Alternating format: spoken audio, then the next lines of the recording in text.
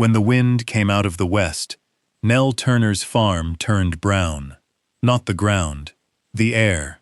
It came off the pile at the property line, in a fine, dry cloud, and it drifted across her pasture, and it settled on everything, on the water troughs, on the hay, on the leaves of her tomato plants, on the backs of her goats, until they looked like they had been dusted with cinnamon, coffee chaff, the papery skin that flakes off a coffee bean when you roast it. 40 tons of it, heaped along her fence in western North Carolina, dumped there by the roastery next door for 6 years. She had complained to the roastery. She had complained to the county. She had spent money she did not have on a lawyer who told her, gently, that she did not have a case. And in August of 2013, that pile caught fire and burned 3 acres of her land. Here is what Nell Turner did not know. That pile was the most valuable thing on her property, and it was already growing. 4 years later, a single crate of what came out of that garbage would sell for more than her father earned in a season.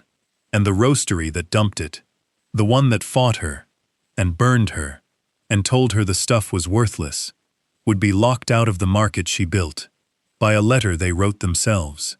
This is the story of a woman who almost destroyed the thing that saved her, with a shovel. On a Tuesday morning in March, Nell Turner was 38 years old, and she was tired. 60 acres, outside a town of 4,000 people. Goats, a few beehives, 3 acres of vegetables she hauled to the Saturday market in a 1998 Ford. A house her grandfather built, a barn that leaned. Her father, Carl Turner, had farmed that ground for 41 years. He died in the spring of 2011, and he left her 2 things, the land and a lien against it for $94,000.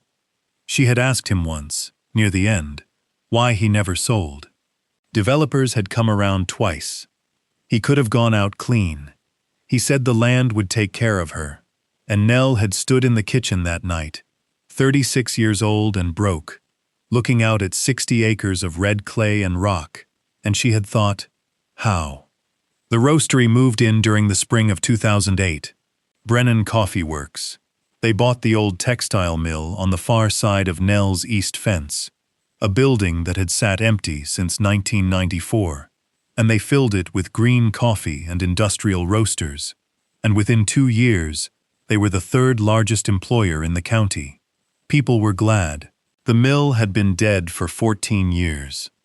Brennan brought 60 jobs. And here is the thing about roasting coffee.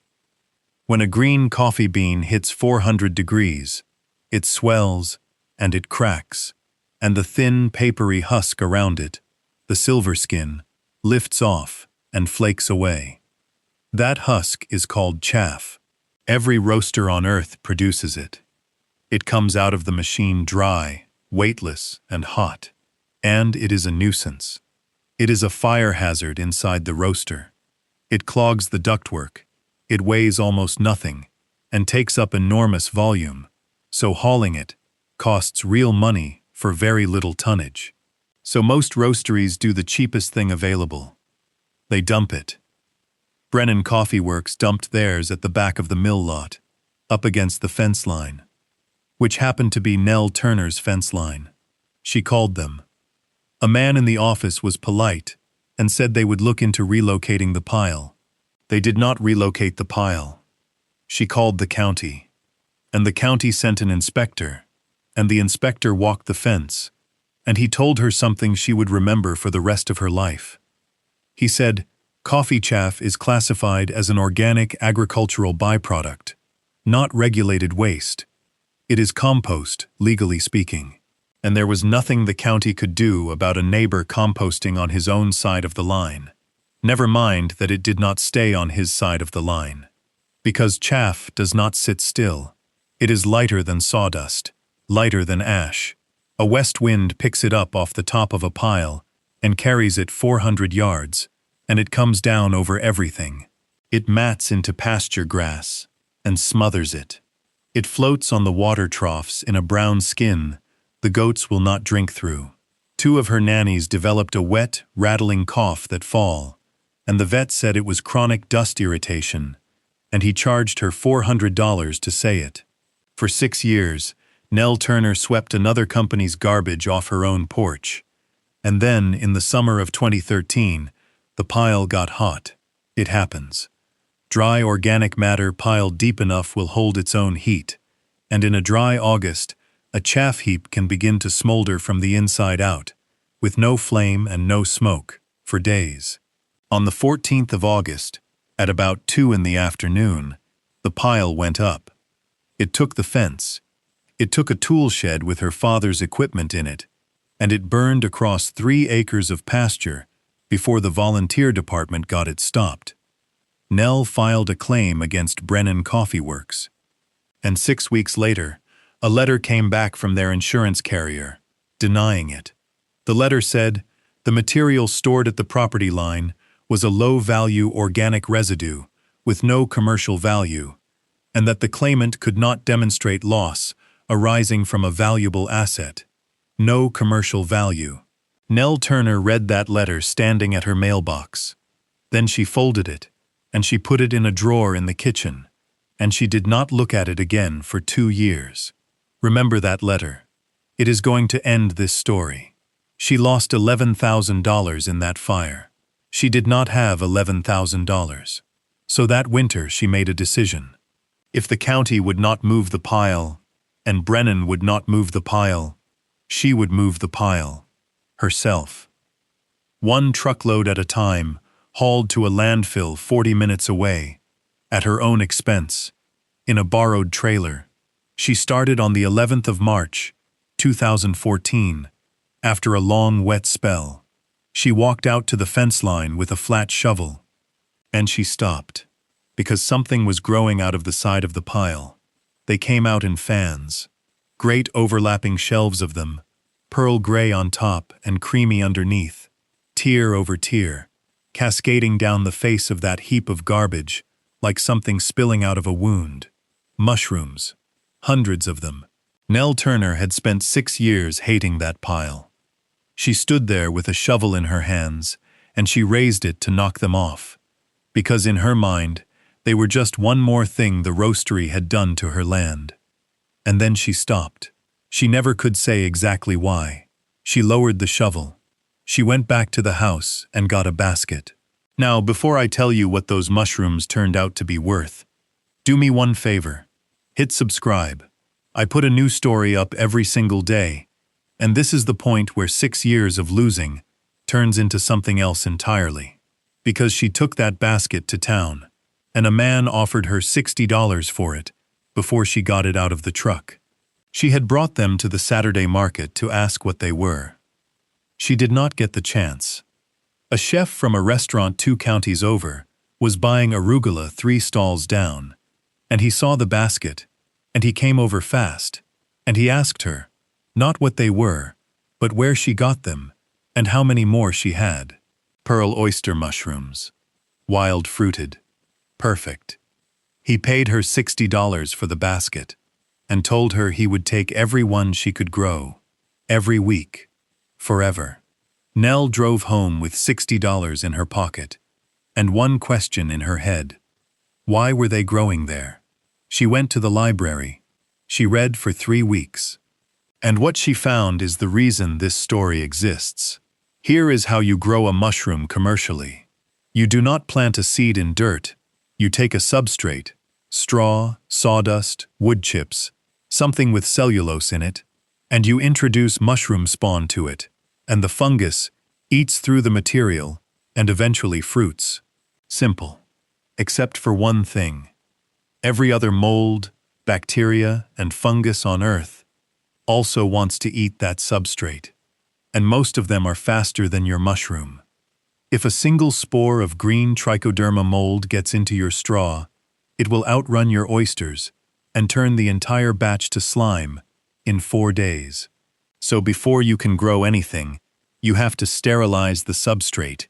You have to heat it, steam it, pasteurize it, kill everything living in it, and then keep it clean while you inoculate it. That is the most expensive step in the entire operation. It is the most energy-intensive. It is where most beginners fail, and most small growers go out of business. Sterilization is the whole game. Now, what comes out of a commercial coffee roaster at 430 degrees Fahrenheit? Chaff, bone-dry, cellulose-rich, and absolutely, perfectly sterile. Cooked clean, every single day, as a side effect of making coffee. For 6 years, Brennan Coffee Works had been performing an industrial sterilization process on 40 tons a year of premium mushroom substrate, and then paying a man with a truck to throw it over Nell Turner's fence. She sat in the county library with a pencil in her hand, and she understood, all at once, that the most expensive part of the business she was about to start had already been done for her, for free, by the people who hated her. If that landed for you, tell me in the comments, what is the waste stream coming out of a business near you that everybody just accepts? A mill, a plant, a cannery, a quarry. Somebody is paying to throw it away right now. I read every one of these, and some of them turn into the next story on this channel, because Nell was about to make Brennan Coffee Works very, very unhappy. She converted the goat barn that summer. Plastic sheeting, a second-hand humidifier, a box fan, and a length of dryer duct for air exchange, because oyster mushrooms suffocate in their own carbon dioxide and grow long, spindly stems that nobody will buy. She spent $1,100.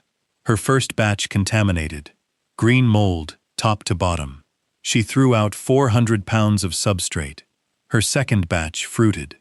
By that October, she was delivering 40 pounds a week to the chef. By January, she had 3 restaurants. By the following summer, she had 11. And she had hired a neighbor's daughter. And she was clearing more money in the old goat barn than she had ever made off 60 acres of vegetables. And of course, in a town of 4,000 people, everybody knew. In April of 2015, a white sedan came up Nell Turner's drive. 2 men from Brennan Coffee Works. Polite, apologetic even. They explained that the company had been re-evaluating its waste stream, and that going forward, the chaff would be handled as a company asset. They were exploring commercial applications. There were interested buyers. The dumping would stop immediately, and the material currently on the ground at the property line would be removed and returned to company inventory. Nell asked how much they wanted for it, and one of them smiled and said that unfortunately, given the demand they were seeing, they did not think an arrangement would be possible. They were not cutting off her supply for money. They were cutting it off to bury her and open the market themselves. Nell Turner said okay. She thanked them for coming. She watched the car go back down the drive, and then she walked into her kitchen and opened a drawer she had not opened in 2 years. She took out the insurance letter, and she read it again. The material stored at the property line is a low-value organic residue with no commercial value. Signed, dated, on carrier letterhead, written by Brennan's own insurer to deny her $11,000 in the fall of 2013. Here is the trap they had built for themselves, and they built it without any help from anybody. If coffee chaff has no commercial value, as their carrier had certified, in writing, to avoid paying her, then it is exactly what the county called it, an organic byproduct, worthless residue, something a neighbor may dispose of on his own lot, and something they had no legal interest in recovering once it blew onto hers. But if coffee chaff does have commercial value, as they had just driven to her house to tell her, then in August of 2013, they had been negligently storing a valuable commodity in an unmanaged heap on a fence line, where it spontaneously combusted and burned 3 acres of another person's land, a tool shed, and 400 feet of fence. They could have it one way, they could not have it both. Nell's lawyer sent one letter. It was 2 paragraphs long. It attached the denial. It offered them a choice: continue to characterize the chaff as worthless, and continue delivering it to the fence line at no cost, exactly as they had for 6 years, and she would consider the matter of the 2013 fire closed, or characterize it as a valuable commodity, and she would be filing suit for the fire, with their carrier's own letter as Exhibit A. Brennan Coffee Works took 11 days to answer. The trucks started again on the 3rd of May, and they never stopped. If your jaw just came unhinged, comment, "No commercial value," and let me know. Those 3 words are the hinge this entire story turns on, and they wrote them themselves. Now stay with me, because Brennan was not finished trying. They spent the next 18 months building their own mushroom operation inside the mill. They had every advantage. They had the substrate. They had capital. They had a climate-controlled building. And they hired a consultant out of Pennsylvania, and they installed a proper laboratory with a laminar flow hood. And they failed. Because growing mushrooms is not a manufacturing problem. It is a farming problem. It runs on humidity and air exchange and contamination pressure, and a harvest window that is about 6 hours wide. Miss it, and the caps split, and the crop is worth nothing. It rewards a person who is willing to walk into a room at 4 in the morning because the sound of the fan changed. Nell Turner had been doing that her entire life, on goats. Brennan Coffee Works ran the operation for 2 years and wrote it off. The trade press reported a loss somewhere north of $400,000, and they kept sending her the chaff, because the alternative was a lawsuit. By 2016, Nell had converted the second barn. By 2017, she had 9 employees. Most of them people who had been laid off when the textile mill closed, a generation earlier. In 2018, she signed a supply agreement with Ashgrove Market, a regional grocery chain across 4 states, for fresh pearl and blue oysters, packaged under her own label. That year, Turner Farm did $904,000 in revenue. She paid off her father's lien in the spring of 2019. $94,000 in a single wire transfer from a bank in a town of 4,000 people. And the fence line where the pile used to sit? She never fully cleaned up the fire scar. You can still see it from the road. A dark stripe across 3 acres, where the grass came back a different color. She left it there on purpose.